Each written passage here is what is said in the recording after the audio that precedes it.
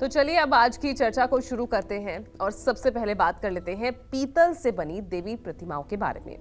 तो पीतल से बनी किन देवी देवताओं की प्रतिमा घर में स्थापित करने से आपको हमेशा शुभ फल मिलेगा? आइए जानते हैं पंडित जी से। पंडित जी बताइए, पीतल से बनी देवी देवताओं की प्रतिमा के बारे में। देखो, ऐसा है पूजा, हमारे सनातन धर्म में हर चीज पर पूरी दृष्टि डाली गई है। आप कोई भी रिसर्च आज का है, उसके पहले सनातन धर्म में कुछ लिखा हुआ है जी। जैसे आज के लगभग 15 साल पहले नासा के वैज्ञानिक, नासा के लोग मंगल ग्रह पर गए और मंगल ग्रह पर जाने के बाद उन्होंने कहा कि वहाँ की मिट्टी पृथ्वी की तरह है, वहाँ की मिट्टी लाल है जी। और वहाँ के मिट्टी के तत्व पृथ्वी से मिलते जुलते हैं। वो पृथ्वी का ही एक हिस्सा दिखाई देता है, लेकिन वहाँ की मिट्टी का रक्त वर्ण है। हमारे यहाँ सनातन धर्म में करोड़ों वर्ष पूर्व मंगलो भूमि पुत्रस्य, मंगल भूमि का पुत्र है, ऋण हरता धन प्रदा, ऋण को हरने वाला धन को देने वाला है। मंगलो भूमि पुत्रस्य ऋण हरता धन प्रदा, स्थिरायो महाकाय सर्वकर्म विरोध का। स्थिर है और महाकाय है, मतलब विशाल है। लोहितो लोहिताश्चैव, मतलब लोहित रंग है उसका, मतलब लाल रंग है। लोहितो लोहिताश्चैव सामगा नाम कृपा कर। तो कहने का मतलब यह है कि जो उन्होंने वहाँ जाके देखा वो यहाँ हमारे मनीषियों ने बैठ के देखा। सनातन धर्म में वो सारी बातें लिखी हुई हैं जो मंगल के बारे में जाकर के नासा के वैज्ञानिकों ने देख करके कहा, और वो यहाँ बैठे बैठाए। आज सूर्य ग्रहण और चंद्र ग्रहण के लिए वेधशालाएं बनाई गई हैं जिस पे अरबों रुपए खर्च होते हैं, तब सूर्य ग्रहण और चंद्र ग्रहण का पता लगता है। लेकिन आज के 500 साल पहले, 1000 वर्ष पहले हमें सूर्य ग्रहण चंद्र ग्रहण का पता कैसे चल जाता था? हमारे मनीषियों ने ज्योतिष शास्त्र की जो रचना की, उसके आधार पर जो कैलकुलेशन था, उसके आधार पर पता चल जाता था कि आज सूर्य ग्रहण है, आज चंद्र ग्रहण है, इतने बजे से सूर्य ग्रहण है, इतने बजे से चंद्र ग्रहण है। वेधशालाएं तो अब उपलब्ध हुई हैं ना, आज के 500 साल पहले कौन सी वेधशाला थी? तो कहने का आशय यह है कि सनातन धर्म संसार के समस्त पहलुओं को छूता है, और उसी क्रम में हमारे वेदों के एक आयुर्वेद खंड में पीतल के पात्रों का वर्णन आता है। पीतल के पात्रों को भगवान धन्वंतरी का अति प्रिय बताया गया। महाभारत में एक कथा आती है, उसके अनुसार सूर्यदेव ने द्रौपदी को एक पीतल का अक्षय पात्र दिया था, जिसकी विशेषता ये थी कि जब तक द्रौपदी खुद उस पात्र से भोजन नहीं कर लेती, तब तक द्रौपदी चाहे जितने लोगों को भोजन कराएं, भोजन कभी घटता ही नहीं था। एक बार की बात बताऊं आपको, षड्यंत्र करके दुर्वासा ऋषि को द्रौपदी के पास भेजा गया, और द्रौपदी के पास जाकर दुर्वासा ऋषि ने कहा कि मुझे भोजन करना है आपके यहाँ। वहाँ भोजन तो अक्षय पात्र से होता था, और उस समय द्रौपदी भोजन कर चुकी थी। द्रौपदी को संकट कि अगर दुर्वासा को भोजन नहीं कराए तो इतना कुपित ब्राह्मण है कि ये श्राप दे देगा और पांडव सहित हम सब नष्ट हो जाएंगे, और कोई वस्तु नहीं है जिससे इनको भोजन बना के हम खिलाएं। तो उन्होंने भगवान श्री कृष्ण को याद किया कि प्रभु अब आओ और मेरे इस संकट का समाधान करो। भगवान पहुंच गए। बोले क्या है बहन? बोले प्रभु मुझे तो बहुत संकट है, दुर्वासा जी अपने शिष्यों के साथ आए हैं और कह रहे हैं कि हम लोग स्नान करके आते हैं, आप भोजन कराइए। तो बोले अच्छा, दुर्वासा को बाद में भोजन कराना, मुझे इतनी भूख लगी है, मुझे पहले कुछ खिलाओ। बोली भैया तुम्हें भी खिलाने के लिए मेरे पास कुछ भी नहीं है। बोले ऐसा तो हो ही नहीं सकता तुम्हारे पास कुछ ना हो, कहाँ है तुम्हारा अक्षय पात्र?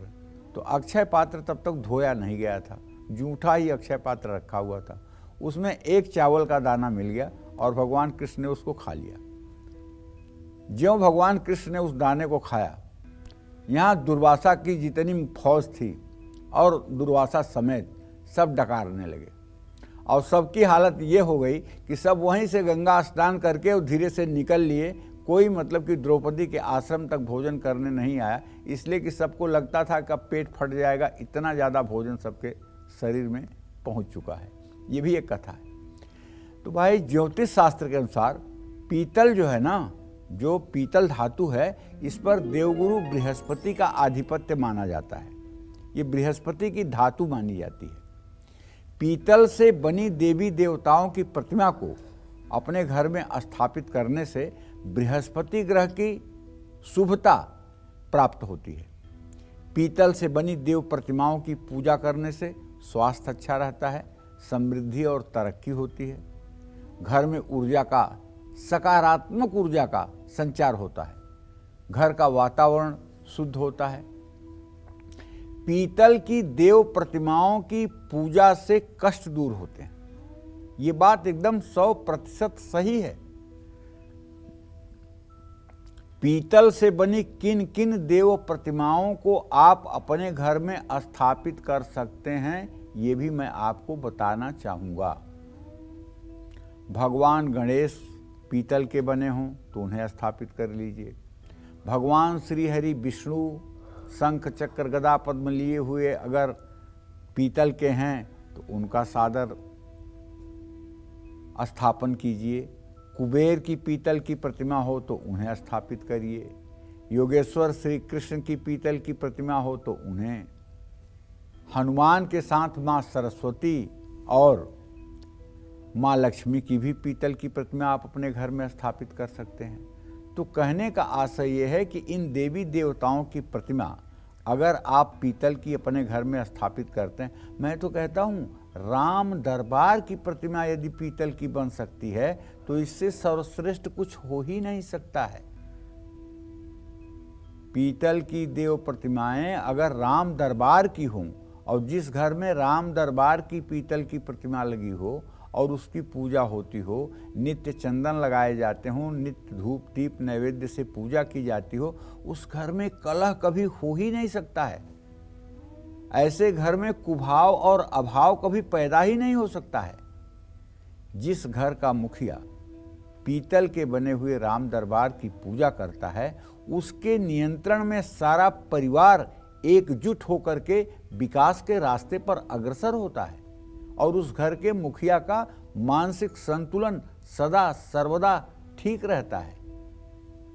इसलिए पीतल की प्रतिमाएं अपने पूजा स्थान में रखना श्रेष्ठ है। जय मां विंध्यवासिनी। चलिए अब चर्चा को आगे बढ़ाते हैं और अब बात करते हैं स्फटिक से बनी देवी प्रतिमाओं के बारे में। तो स्फटिक के बने देवी देवता घर में स्थापित करने से आपको कौन कौन से शुभ फल मिलेंगे, आइए जानते हैं पंडित जी से। पंडित जी बताइए स्फटिक से बने देवी देवताओं की प्रतिमा के बारे में। देखो, स्फटिक से बनी देवी देवताओं की मूर्ति को घर में स्थापित करके इनकी हर रोज पूजा करने से शरीर, मन और जीवन स्वच्छ हो जाता है। स्फटिक की प्रतिमाएं शुक्र ग्रह को मजबूत करती हैं। स्फटिक की प्रतिमाएं नकारात्मक ऊर्जा को दूर करती हैं। जिससे घर में स्फटिक से बनी देव प्रतिमाएं होती हैं, वहाँ रहने वाले बहुत कम बीमार पड़ते हैं। स्फटिक से बनी किन देव प्रतिमाओं को आप अपने घर में स्थापित कर सकते हैं, मैं आपको बताना चाहूँगा। भगवान गणेश की प्रतिमा स्फटिक की हो तो सर्वोत्तम। भगवान शिव का शिवलिंग अगर स्फटिक का हो तो अति उत्तम। माँ लक्ष्मी की प्रतिमा अति उत्तम। तो ये देवी देवता ऐसे हैं जिनकी स्फटिक की मूर्ति आप अपने घर में स्थापित करके हर रोज पूजा कर सकते हैं। स्फटिक का श्रीयंत्र कलयुग में कल्प वृक्ष है। और स्फटिक की सबसे बड़ी विशेषता आपको बताना चाहूँगा। जिन लोगों को डिप्रेशन और एंजाइटी की बीमारी है, जिन लोगों के अंदर घबराहट की बीमारी है, जिन लोगों के घबराहट में हाथ में कंपन होती है, जो लोग हर समय अपने अंदर से बेचैन महसूस करते हैं, डॉक्टरों के पास जाकर के नींद की गोलियां खरीद कर लाते हैं, उन सभी से मेरा विनम्र आग्रह है कि आप अपने घर में स्फटिक का शिवलिंग ले आइए, थोड़ा बड़ा ले आइए, अंगूठे के बराबर का, और या बड़ा श्रीयंत्र स्फटिक का ले आइए और उसको अच्छे से जल, दूध, चीनी के रस, शहद, घी, दूध, दही से धो करके और खूब बढ़िया शुद्ध जल से धो करके साफ कपड़े से पोंछ करके चांदी की प्लेट में लाल कपड़ा बिछाकर रख दीजिए और एक पलक गिरने न पाए, आँखों की पलकें गिरने न पाएं और उसी श्रीयंत्र को एकटक आप देखने की कोशिश करिए। 1 मिनट से ज़्यादा पलक आप रोक नहीं पाएंगे। ऐसा प्रयास आप 4-5 बार करिए, 4-5 मिनट उसको देखने की कोशिश करिए। आपकी एंजाइटी, आपका डिप्रेशन, आपका भय, आपके शरीर का कंपन, आँखों के द्वारा जो आपके शरीर में स्फटिक की पॉजिटिव एनर्जी प्रवेश करेगी, उसके कारण ये सारे रोग आपके दूर हो जाएंगे। और मैं तो यहाँ तक कहता हूँ, और ये कोई बकवास नहीं है, गप नहीं है, ये पूरा दावा है कि आप स्फटिक के श्रीयंत्र को पूजा करके अपने बाएं हाथ से उठाकर दाहिने हाथ की हथेली पे रख लीजिए और असंभव से असंभव कार्य जिसके लिए आप योग्य पात्र हों 5 बार श्रीयंत्र से कहिए तो सही। उसमें न अक्षर का प्रयोग नहीं आना चाहिए, बस इतना ध्यान रखिएगा। जैसे, हे यंत्रराज, आप मेरे बेटे को उच्च पद की प्राप्ति कराइए। हे यंत्रराज, आप मेरे पति का स्वास्थ्य ठीक करिए। हे यंत्रराज, आप हमारे घर की दरिद्रता दूर करिए। इस तरह से कोई एक वाक्य 5 बार आप कहिए और फिर श्रीयंत्र को बाएं हाथ से उठा करके चांदी की प्लेट में स्थापित कर दीजिए। ये क्रम 21 दिनों तक करिए और कोशिश करिए कि ये आपके कथन को कोई दूसरा ना सुनने पाए। आप अपने पूजा स्थान में अकेले हों या पूजा स्थान का दरवाजा बंद करके तब आप कहें। 21 दिन करके और आप इसका चमत्कार देख सकते हैं। लेकिन अब कुछ ऐसा मत कहिएगा कि स्वर्ग में सीढ़ी लगाने वाली बात कह लीजिए। ऐसा कहिएगा जो आपके लिए संभव हो, जो आपके द्वारा किया जा सकता हो। वो सारे कार्य संपन्न हो जाएंगे। 21 दिनों के बाद कठिन से कठिन परिस्थितियों से भी आपको राहत मिल जाएगी, ऐसा हमारा अनुभव कहता है और ऐसा लोगों का भी अनुभव है जिन्होंने ये किया है और बताया है। आप कितनी श्रद्धा के साथ करते हैं, परिणाम उसके अनुकूल मिलेगा। अगर आप ये सोचेंगे, अरे हम कह तो भले रहे हैं लेकिन ऐसा कैसे होगा। बहुत लोग ऐसे होते हैं ना जो कहते हैं अब तो हम कुछ कर ही नहीं सकते हैं, अब तो हो ही नहीं सकता है, अब तो रास्ता ही नहीं है। जब आपका धैर्य ही छूट गया, जब आपका विश्वास ही आपका साथ नहीं दे रहा है, तो भगवान आपका क्या साथ देगा। भगवान तो उसी का साथ देता है जिसका अपना खुद का धैर्य साथ होता है। तो कहने का आशय यह है कि देवी देवताओं के प्रति अटूट श्रद्धा और आपका आत्मविश्वास और स्फटिक का संयोग आपकी मनोकामना को पूरी कर सकता है। इसमें कोई संदेह की गुंजाइश है ही नहीं। जय मां विंध्यवासिनी। चलिए